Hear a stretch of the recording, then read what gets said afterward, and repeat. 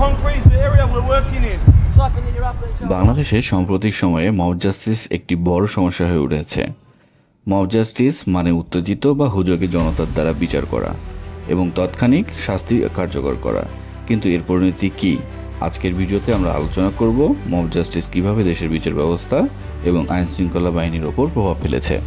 Mob justice বলতে বোঝায় যখন জনতা কোনো অপরাধ বা অপরাধীকে বিচার ব্যবস্থা এড়িয়ে নিজেরাই বিচার করে এবং তাৎক্ষণিক শাস্তি দেয়।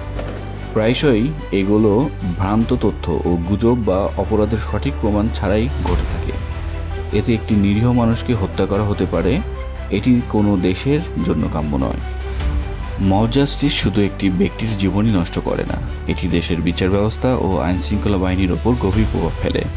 মানুষের আইনের প্রতি আস্থা হারায় এবং এক পর্যায়ে পুরো সিস্টেমকেই প্রশ্নবিদ্ধ হতে হয়।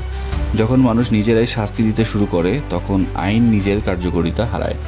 সম্প্রতি রাজশাহীতে ঘটে যাওয়া একটি ঘটনার কথা বলি। একজন প্রাক্তন ছাত্রলীগ কর্মী যিনি বহু বছর আগে রাজনীতি ছেড়েছেন, তাকে একটি মিথ্যা অভিযোগের ভিত্তিতে জনতা পিটিয়ে হত্যা করেছে। তিনি যদি কোনো অপরাধ করেও থাকেন তার জন্য বিচার ব্যবস্থা আছে, কিন্তু তাকে এভাবে হত্যা করা কি ন্যায়সঙ্গত? মব জাস্টিস বিচার ব্যবস্থাকে শুধু দুর্বলই করে না, বরং প্রশ্ন তোলে আইন শৃঙ্খলা বাহিনীর দক্ষতা ও কার্যকারিতার উপরে। জনগণ যখন নিজের হাতে আইন তুলে নেয় তখন পুলিশ ও বিচার বিভাগের প্রয়োজনীয়তা কমে যায়। এর ফলে দেশের বিশৃঙ্খলা তৈরি হয় এবং আইনের শাসন ভঙ্গ হয়। পরিস্থিতি মোকাবেলায় আইন শৃঙ্খলা বাহিনীকে কঠোর পদক্ষেপ নিতে হবে। মব জাস্টিস প্রতিহত করার জন্য পুলিশকে আরও সক্রিয় হতে হবে। এ ধরনের ঘটনা ঘটার আগেই সচেতনতা বৃদ্ধি এবং জনগণের মধ্যে আইন শৃঙ্খলার প্রতি শ্রদ্ধাবোধ জাগাতে হবে।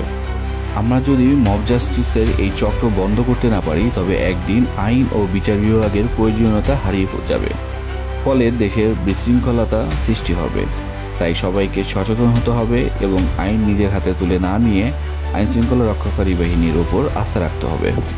মব জাস্টিস কোনো সমস্যার সমাধান নয়, বরং এটি সমস্যাকে আরও জটিল করে তোলে। তাই আসুন আমরা সবাই মিলে বিচার ব্যবস্থার ওপর আস্থা রাখি এবং আইন নিজের হাতে তুলে না নিই, আইনের প্রতি শ্রদ্ধাশীল হই।